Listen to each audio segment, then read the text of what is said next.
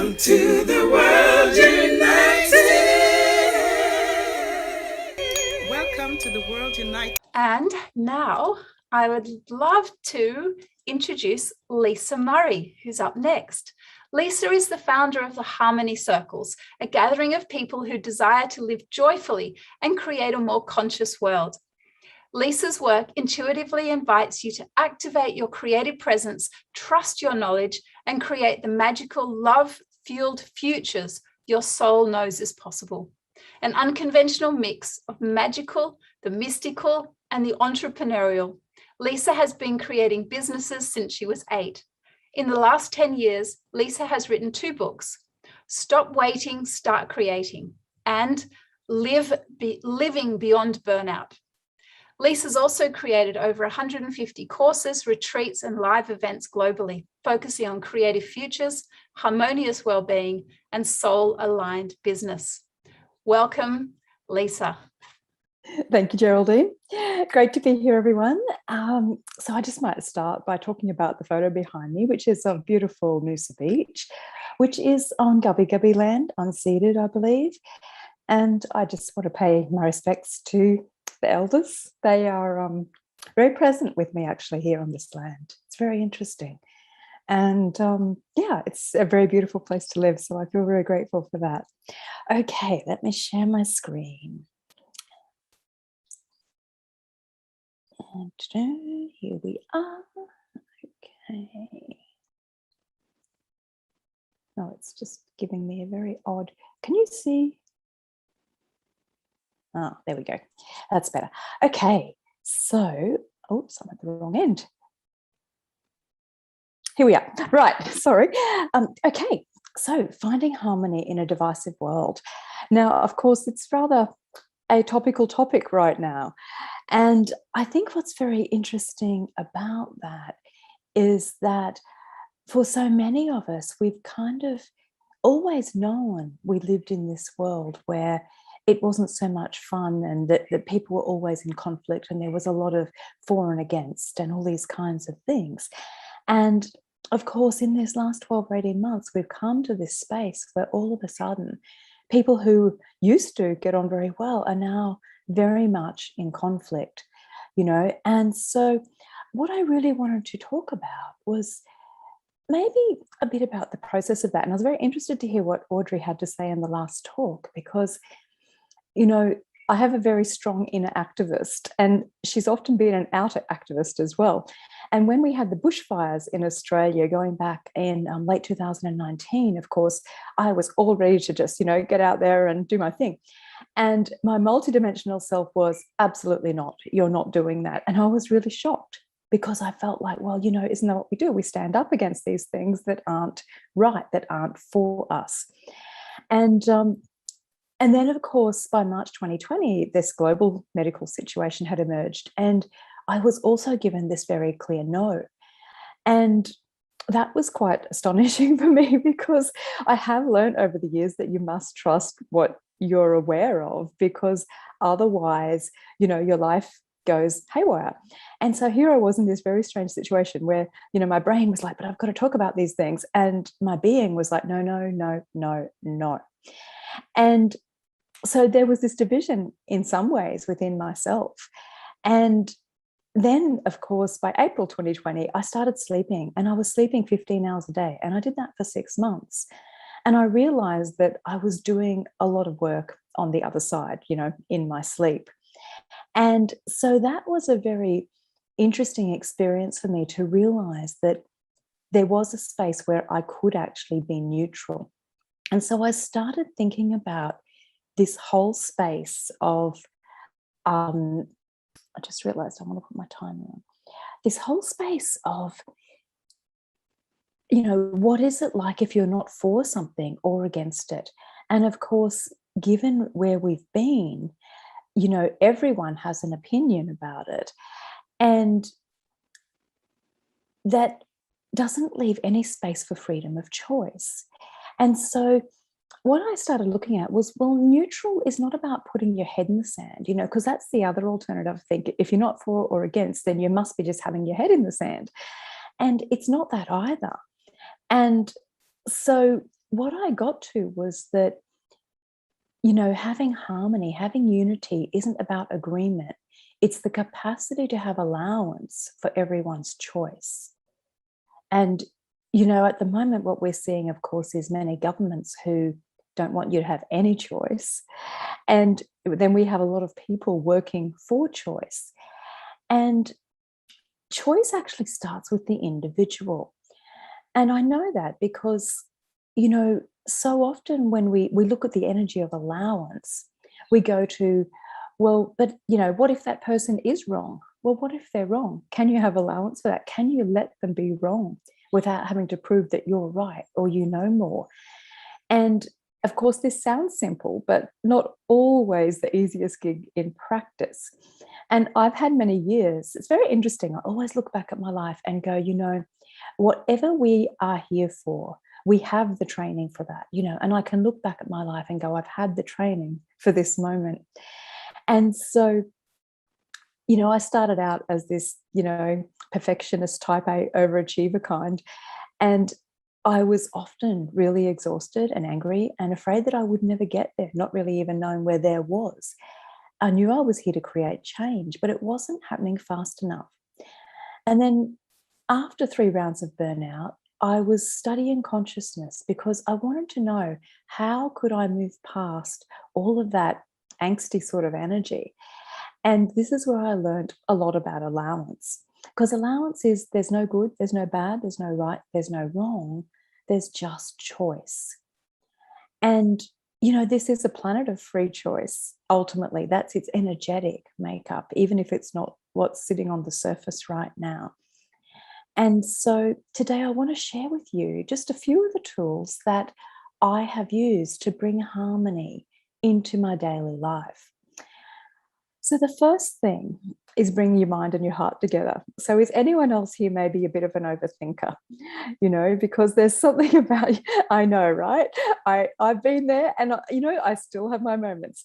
And it's a really interesting thing because we're taught to think, but we're not taught to bring all of those thoughts into our heart center. We're not actually taught that you have a heart and that it's as important, if not more important, than your mind. And so what I started playing with when I looked at this whole thing of allowance and, well, you know, how can I practice this in day-to-day living? And it really came to me that that comes through love, but it comes by bringing the thoughts almost like down through your body and into your heart. And what happens when you do that is that those thoughts, when they come and then back up and out your mouth, they're infused with heart energy. And so what happens then is, if you choose love, you can be more inclusive, even with the people you disagree with, because, you know, there's many people that, you know, I might not have the same point of view as them. And yet what I can do is go, well, I can love them. I don't have to agree with them. I don't have to have, you know, nonstop conversations with them, but I can love them. And what happens is also when you act from love, you open your heart and your mind to new ways, even when that's uncomfortable, you know, and we're going to go through lots of very uncomfortable things in these next years, I feel. And so the thing is, when we choose from the space of love, there might be discomfort, but there's a path through. And that path through is peace and joy, okay? So when you choose love, you also honor your truth without needing to justify it or defend yourself. And you can have that truth even if no one else agrees with you. And so it's literally just about the breath, about bringing yourself into your heart space through your breath. And we're going to have a little practice with that right at the end. So the next one that is helpful is being connected or becoming more connected in a very disconnected world. And what I see is that disconnection comes from a couple of things: the deconstruction of old and false paradigms, and the compromising of your integrity or your values. You know, how many times have you had a friend that you've loved and loved and loved forever, and then all of a sudden you don't have the same values anymore, you don't have the same way of looking at the world anymore? And in those times, we try really hard to hold things together and to keep it all how it was. But we can't stay static. We have to actually keep ourselves moving forward. One of my mentors always said, move forward faster. And he was right.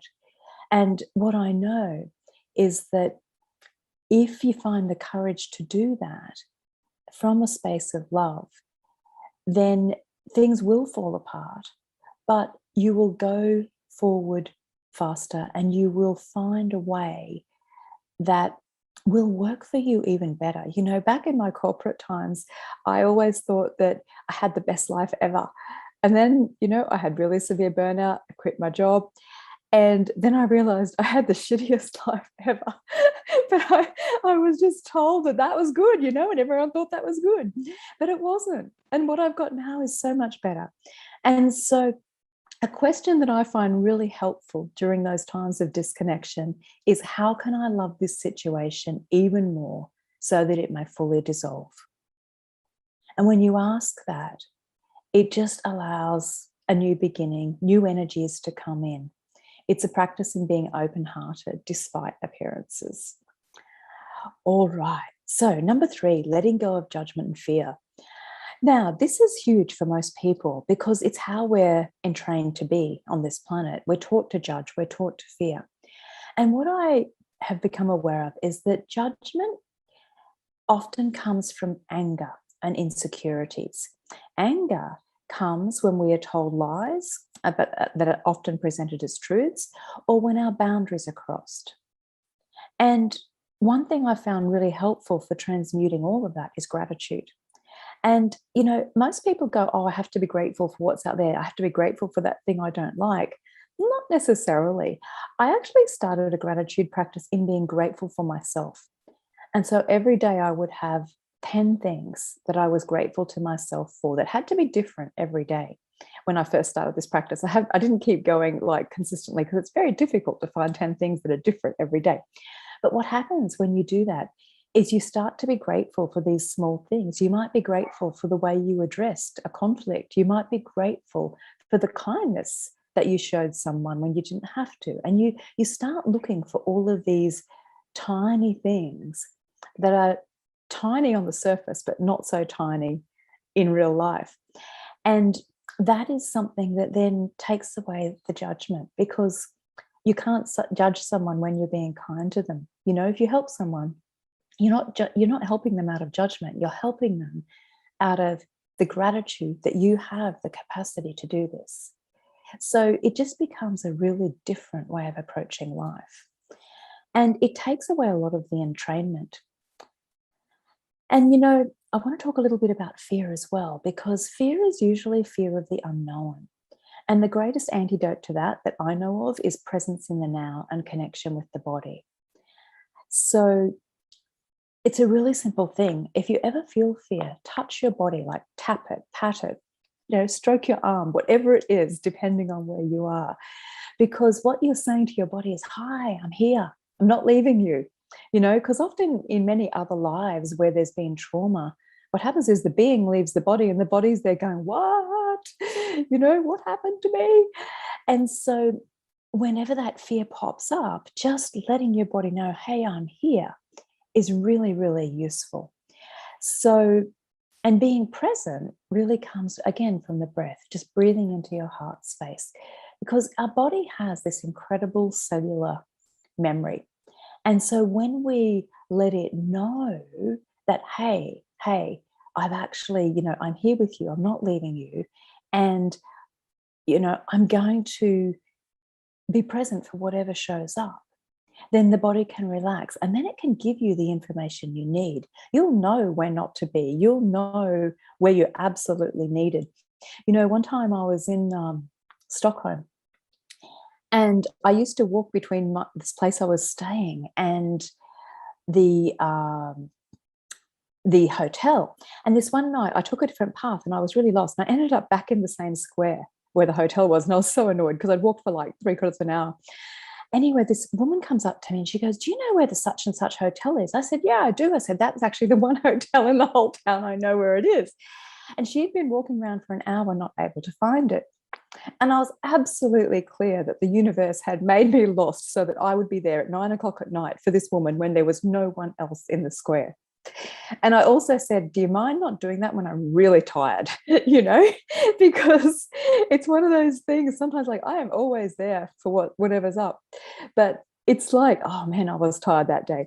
So our bodies have this knowing, right? And when we follow it, we don't have to have nearly so much judgment or nearly so much fear. Okay, so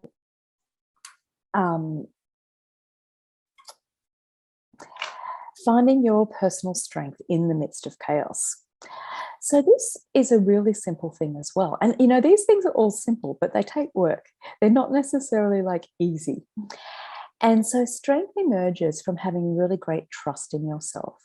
Because what happens is that trust alchemizes and harmonizes both the order and the chaos so that new pathways can be formed. And so a little mantra that I have had for myself that has worked really well in those times when you feel like everything around you is very chaotic and very busy is that with every breath and every choice, my trust in myself expands infinitely. And it's just a great little tool for allowing yourself to just know that as you breathe, that trust expands. Because as we breathe, we're connected with the trees, with the rocks, with the water. You know, we're one with all nature as we breathe. And if we trust in nature, we can trust in ourselves. Okay, so how much time do I have, Geraldine? Roughly? I'm sorry, I'm just... That's all good. Yes, getting close to the end Okay. of that. So around Right. a couple of minutes. So what I just want to do is a really mini energy immersion with you all, okay? And literally, I just want to just take a really big deep breath in. You can close your eyes if you want to. Put your feet on the floor, and I just want to invite you to just let your anger be transmuted into great-hearted choices. And you don't have to think about any of these words. You can just let them wash over you. So let the fluidity of your grief fall from your eyes, nourishing the earth with every drop. And let your overflowing gratitude invite the waterways of the earth to flow lavishly again. Let kindness be your greeting. Its magic is not fleeting. And let your pure heart find its fullest expression in each moment. Where there is love, there can be presence. And just take a deep breath and invite presence. Let the sweetness of your soul outshine the angst of your ambition. Let your awareness and curiosity be greater than your judgments. Let your touch be gentle and honoring. And let your eyes meet in deep acknowledgement. Let your courageous joy lead you forward, because where there is presence, there can be connection. So open your heart to receive. Let your barriers melt and your choices be inclusive. Let your oneness with all life allow your unique light to shine generously, because where there is heart-centered connection, there is peace and harmony. So this is an invitation to find harmony within you, within your relationships, within your connection with nature, and within the wider world. It's there. And as you seek it, it shall find you. So will you join me in bringing this beautiful new earth alive? You're welcome to open your eyes, wiggle your fingers and toes when you're ready. I thank you for your presence and your participation today. And my role at this time is to just bring people together who are dedicated to living joyfully. And as we do that, as we come together. You know, it's funny, I spent all of these years traveling overseas, bringing small groups of people together all over the world. And now I look at it and I go, it was the prelude for what we're here for right now. Because everything is about coming together. Everything will change when we come together, you know, and we have many, many different ways of doing that. And if you're interested in knowing more about what I'm creating, I have a new project called the Harmony Circles, and you can find it at lisamurray.co.circle. And thank you. I'm happy and grateful I've been here today with you all. We're so wonderfully happy to have you here too, Lisa. I was smiling throughout that, and I certainly felt at the end there that deep peace. And it led really beautifully on from Audrey's, because knowing that I could feel deep peace sitting where I am in front of a screen, I can honestly say it felt the same as if I was in a room, you know, with you and with the many others experiencing that. And I also know that time and space are completely allowing, which is where we'll move to with our next presentations as well.